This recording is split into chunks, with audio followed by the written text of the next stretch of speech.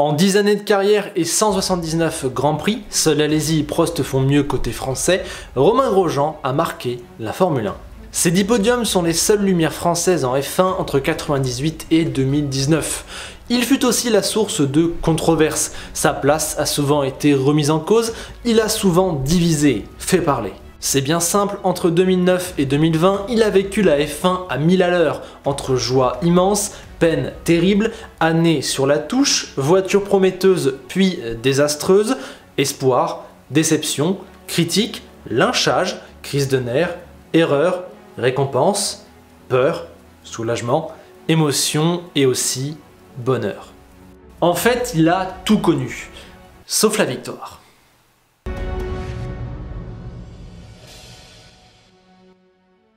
Aujourd'hui, au moment de dire au revoir à la Formule 1, Romain Grosjean ne fait pas partie des 13 Français ayant réussi à s'imposer en Formule 1, et pourtant, pendant un très long moment, on a cru que c'était lui qui allait succéder à Olivier Panis, mais ce moment n'est jamais venu.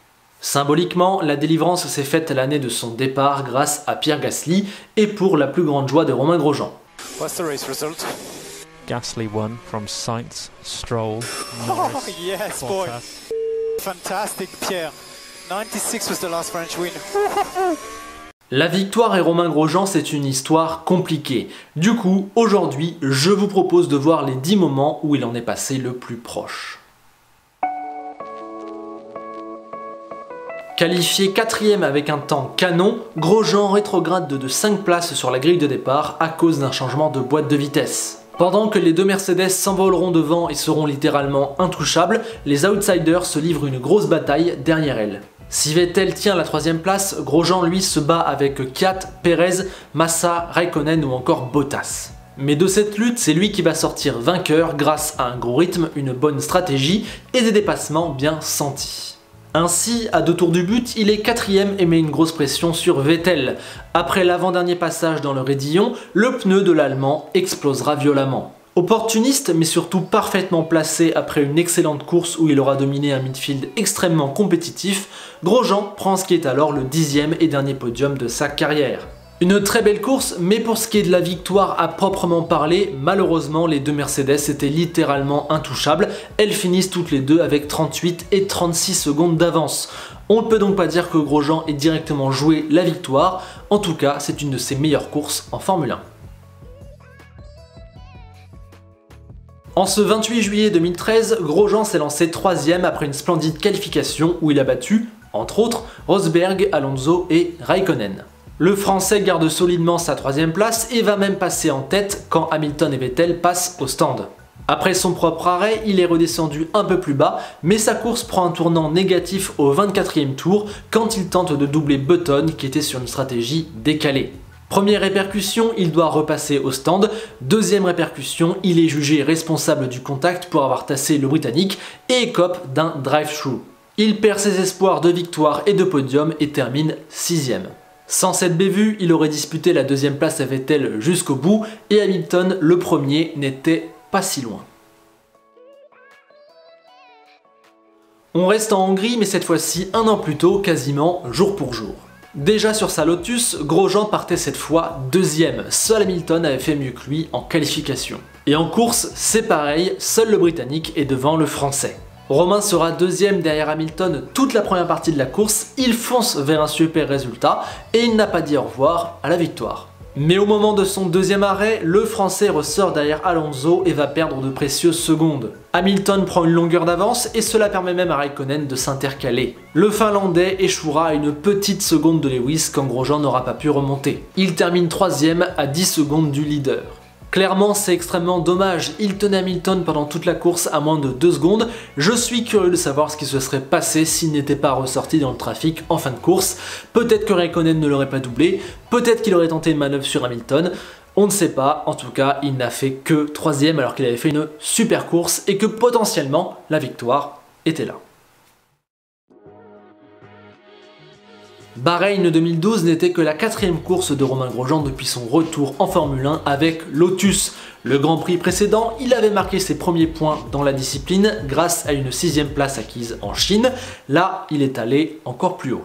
7ème au départ, quand Raikkonen était resté bloqué en Q2, le Français se farcit Button, Rosberg et Ricciardo dès le premier tour. 3 boucles plus tard, il s'offre même la Red Bull de Webber et seuls Hamilton et Vettel le devancent. Ah non, rectification, seul Vettel le devance car le Français ne fait qu'une bouchée d'Hamilton. Il partait 7ème, mais en seulement 6 tours, il a doublé Ricciardo, Button, Rosberg, Webber et Hamilton pour se retrouver 2ème. C'est ce qu'on appelle un départ assez exceptionnel. Malheureusement, après un premier arrêt, il cédera sa seconde place à Raikkonen qui était sur une stratégie décalée. Le Finlandais portera une attaque sur l'Allemand mais ne pourra pas le passer. Grosjean, lui, ne pourra jamais réellement recoller au duo qui s'est échappé en tête. Ce jour-là, il s'offre tout de même son premier podium en Formule 1 et on peut dire que c'est la première fois qu'il a réellement joué la victoire dans la discipline. Retour en 2013, mais cette fois-ci en Corée du Sud pour un Grand Prix assez intriguant qui a failli tourner dans les mains de Romain Grosjean. Parti 3ème, Romain contient la Mercedes de Rosberg puis passe celle d'Hamilton pour prendre la 2ème place dès le premier tour. Il restera derrière l'intouchable Vettel et est même le seul à pouvoir un petit peu le suivre jusqu'au 35ème des 55 tours. Et là, il va se reproduire le même scénario qu'à la place numéro 8. Déjà, l'explosion du pneu de Pérez provoque une safety car qui réduit à néant son avance sur les autres. Puis Kimi revient de derrière et le passe juste avant qu'une seconde safety car ne sorte en piste. Romain est passé 3ème et n'a plus l'avance qu'il avait avant. Sur les 15 derniers tours, il restera sagement derrière son coéquipier et termine donc 3ème à seulement 5 secondes de Vettel. Encore une fois, c'est très frustrant. Il était le seul à pouvoir concurrencer l'Allemand, mais il a fallu que le pneu de Pérez explose, ce qui a permis à Raikkonen de revenir et ce qui a détruit la fin de course de Romain. Sans la safety car, ou si c'était la Red Bull de Vettel et non de Webber qui avait pris feu, c'était peut-être sa victoire. Qualifié 5ème juste derrière son coéquipier, Grosjean prend un bon départ et reste à sa place. Ensuite, il verra les autres s'arrêter un à un, ce qui lui donnera la tête pendant 5 tours. Son rythme est si bon qu'après son premier arrêt, seul Vettel lui est repassé devant. Le Français restera solidement accroché à sa seconde place, seulement 2 secondes derrière Vettel. A noter que l'autre Red Bull, celle de Webber, est hors jeu à cause d'un souci de pneus dans les stands. Mais alors qu'il est idéalement placé et qu'il peut potentiellement disputer la victoire à Vettel, un nouveau coup de malchance va toucher le Français. Et oui, car la Marussia de Jules Bianchi part en fumée. Cela donnera lieu à cette image marquante d'une voiture qui part en arrière seule sur la piste, mais cela fait surtout entrer une safety car qui annule l'avantage du duo de tête. À la relance, Romain garde sa seconde place puis effectue son 2e arrêt. À 10 tours du but, il retrouve sa seconde place, mais ne parvient pas totalement à suivre la Red Bull. À 5 boucles de l'arrivée, Lotus lui demandera de laisser passer Raikkonen, un scénario qui, décidément, était plutôt commun à l'époque. Ayant passé la majorité de sa course en 2ème place, Grosjean était un opposant crédible à la victoire pour Vettel. Malheureusement, il y a eu la safety car, il y a eu la consigne d'équipe et il n'est que 3ème. Encore une fois, il manque peu de choses, ça va venir. Après une nouvelle qualification splendide où il s'est adjugé la 3ème place, seuls les Red Bull qui mettent 8 dixièmes à tout le monde font mieux, Romain Grosjean sait qu'il a un coup à jouer. Ce sentiment est renforcé au départ quand il saute Webber et prend Vettel en chasse. Malheureusement, l'Allemand est littéralement intouchable. 2013, c'est sa saison, celle où il a explosé tous les records. Face à sa Red Bull, la Lotus de Grosjean fait ce qu'elle peut. Au fil des arrêts au stand, l'écart s'étend entre 10 et 20 secondes. Grosjean verra même Webber revenir derrière lui, mais ne commettra aucune erreur et mettra fin aux ambitions de l'Australien. Après une course quelque peu ennuyante, comme elles le furent quasiment toutes en cette fin 2013, Vettel gagne suivi par Romain 6 secondes derrière. Techniquement, vu la supériorité de la Red Bull, Romain n'a jamais réellement pu jouer la victoire dans ce Grand Prix, mais il s'est qualifié 3ème, il a pris la seconde place au départ, il est le seul à avoir pu suivre Vettel et il finit devant une Red Bull sur la ligne, c'est une des meilleures courses de sa carrière. Ce jour-là, il met 20 secondes à Hamilton et il n'est qu'à 6 de la victoire. On est passé à une petite erreur de Vettel ou un petit problème, que ce soit une victoire française ce jour-là aux États-Unis. Ayant infligé plus de 3 dixièmes à Kimi Raikkonen, Romain Grosjean part 4ème ce dimanche 13 octobre 2013 à Suzuka. Devant lui, on retrouve les 2 Red Bull, Webber en pôle et la Mercedes d'Hamilton. Avant le départ, beaucoup de choses doivent passer par son esprit, car au même endroit, un an plus tôt, il avait violemment tapé Mark Webber, ce qui avait amplifié son surnom de fou du premier tour, et ce qui lui avait causé des courses de suspension. Mais un an plus tard, il va montrer qu'il est fait d'un autre bois et qu'il a un mental presque aussi gros que son talent.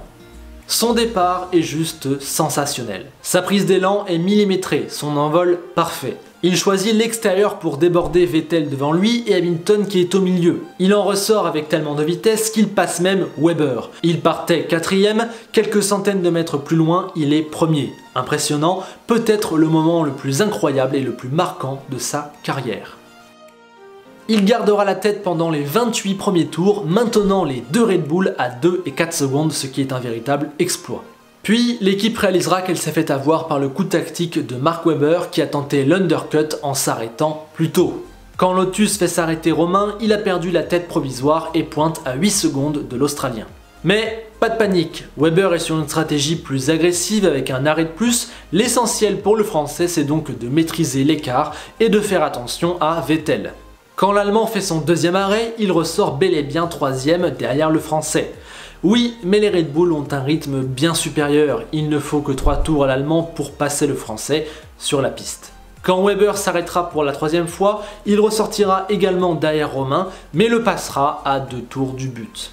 Romain finit donc 3ème dans une course qu'il a menée durant toute la première partie, et ce jour-là, il a réellement impressionné, seul face aux deux imbattables et surpuissantes Red Bull. Son départ, son sang-froid, sa force de résilience et son rythme ont fait de lui le seul capable de rivaliser avec les deux voitures Red Bull. Derrière, Alonso et Raikkonen sont relégués à 45 et 47 secondes, il y a un monde d'écart. Ce jour-là, Romain Grosjean était bien le 3e meilleur pilote du plateau et la victoire lui tournait autour.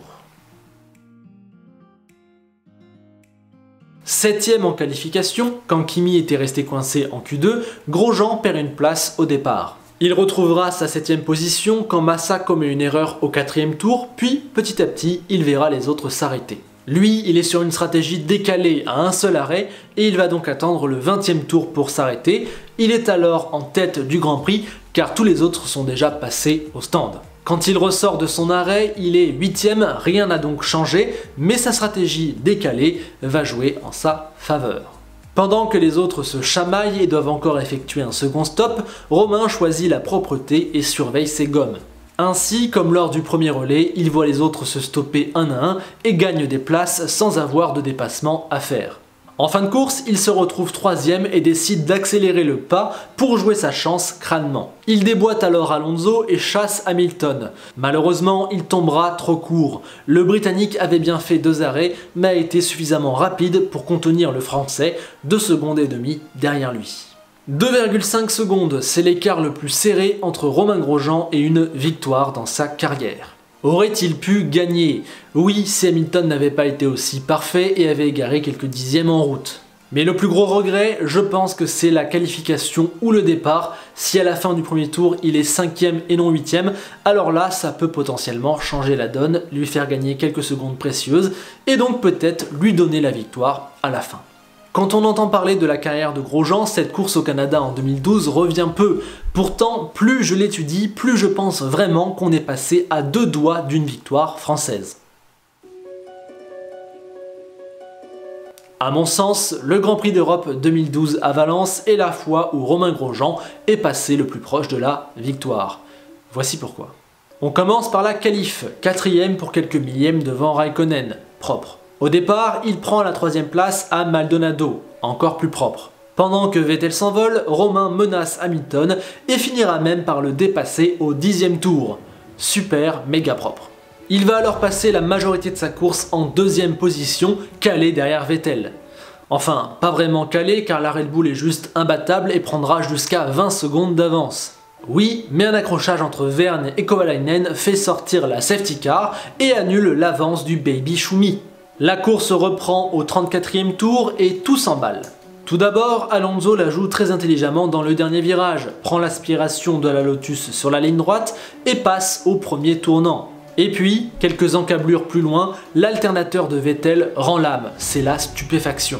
Romain est toujours 2ème, mais ce n'est plus l'imbattable Red Bull devant, il y a peut-être moyen de faire quelque chose. Le Français suit donc Alonso, nouveau leader à domicile, mais 6 tours après la reprise, il connaîtra le même problème que Vettel. Son alternateur rend également l'âme, les images font mal au cœur. On peut réellement sentir une potentielle victoire s'échapper au fur et à mesure que la voiture s'immobilise. Ainsi donc, pour moi, c'est la fois où Romain Grosjean est passé le plus proche de la victoire. Si Vettel n'avait pas abandonné, rien n'aurait été possible car la Red Bull était juste imbattable. Mais là, avec Alonso devant, je suis curieux de savoir ce qui se serait passé en fin de course. Quand Romain abandonne, il reste encore 17 tours, tout aurait été possible. Et c'est pour ça que j'ai mis Valence en numéro 1, car contrairement aux autres places du top, on ne sait pas ce qui se serait passé, puisque le Français n'a pas terminé la course, et donc tous les espoirs sont permis. Comment se fait-il que Romain Grosjean n'ait jamais gagné ? La première explication, à mon sens, c'est le manque d'opportunités. Il n'a eu une voiture capable de jouer la victoire qu'en 2012 et en 2013 avec la Lotus. D'ailleurs, vous verrez que les 10 places du top sont des Grands Prix de 2012 et de 2013. Avant, Renault n'était pas au niveau. Après, Lotus s'est écroulé et le Paris-As n'a jamais atteint les hautes sphères de la Formule 1 malgré des mouvements très encourageants de sa part.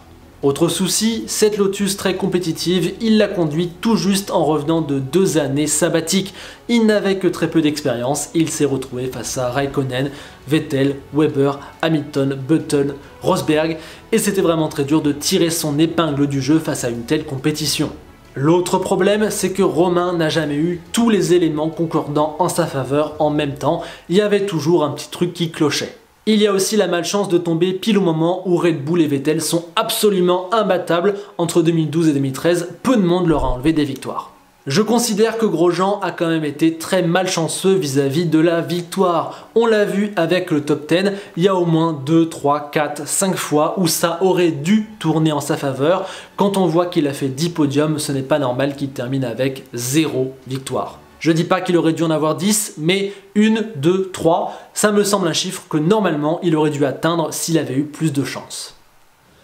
Voici donc mon top 10 des courses où Romain Grosjean a presque gagné. Faites le vôtre maintenant en commentaire. Pour vous aider, je vous en cite d'autres qui sont passés pas loin d'entrer dans mes 10. Il y a d'abord l'Inde en 2013 où il termine 3ème à 40 secondes d'un Vettel intouchable. L'Australie 2012 où il partait 3ème pour son premier Grand Prix chez Lotus, mais où Maldonado l'a sorti au 2e tour. Espagne 2012 où il termine 4ème à 12 secondes le jour où Maldonado s'impose. Abu Dhabi 2014 où il est 4ème tout du long, et enfin Singapour 2013 où, parti 3ème, il avait glissé 5ème avant d'abandonner au 37e tour. Comme vous l'avez vu, je n'ai pas cité un seul Grand Prix avec Haas car il n'a jamais réellement joué la victoire dans une Haas, mais pour le plaisir, je vous cite ses meilleurs Grands Prix chez Haas. J'ai noté Australie 2016, Bahreïn 2016, Autriche 2017, Autriche 2018, Allemagne 2018 et Australie 2019. Bien, sur ce, je vous laisse. J'espère que ce top 10 des presque victoires de Romain Grosjean vous aura plu. C'était l'occasion de lui rendre hommage. J'avais vraiment envie de montrer qu'à un moment donné de sa carrière, vraiment très peu de monde lui résistait. Parfois, seuls les intouchables Red Bull étaient devant lui, ce qu'on a un peu tendance à oublier aujourd'hui. Si la vidéo vous a plu, pensez au like, au partage et à l'abonnement, comme d'habitude. Je vous remercie du soutien. Essayez de montrer cette vidéo à Romain, peut-être qu'il nous dira quelle est la course où, selon lui, il est passé le plus proche de la victoire. Allez, c'est tout pour aujourd'hui, on se retrouve la semaine prochaine pour une nouvelle vidéo. Portez-vous bien et on se quitte avec la phrase d'Enzo Ferrari qui nous dit que si tu veux gagner en Formule 1, il faut avoir ce petit brin de chance que Romain Grosjean n'a jamais eu. A bientôt.